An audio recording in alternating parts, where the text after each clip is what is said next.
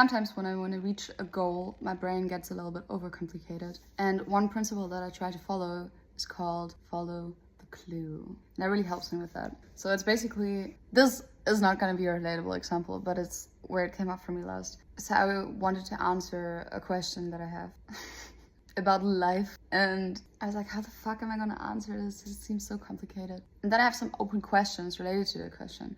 And I'm like, yes, I could answer that, but how is this gonna lead me to where I want to go? And then oftentimes what happens in my brain is because I don't see how these actions are gonna lead me there, I'm just not gonna do it. Wrong. That is wrong. And I realized this when I was listening to German cultural phenomenon, Die drei Fragezeichen, which is basically a audio play for kids about 3 investigators that basically like half of adult Germany listens to. And they're always like, they get a new case, right? Somebody's going to them and they're like, I need your help, you're detectives. And then they're like, sure, of course we can do it.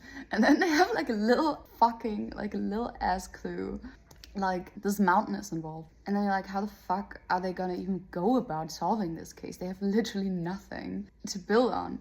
And then, you know, like one of the detectives maybe says, okay, just gonna go to the library. And then he goes to the library, just searches shit about this mountain. Where you go like, how is this gonna help you? And then he's coming from big, yeah, this mountain. It always helps them, right? Then they're like, oh, actually there was this tragic accident in the mountain. Or, you know, they knew that there was like this one person like very loosely connected to the case. And you're like, how the fuck are they gonna know? They don't know shit. But then they go to them and they just give them a little clue. They just, but I don't know, maybe this person. So then they run to this person. Now you might say, that is super unrealistic. It's a story. But actually, when you listen to it, it seems plausible that it got them to solve the case in the end. Just by following these little cues. You just didn't know in the beginning how that would work.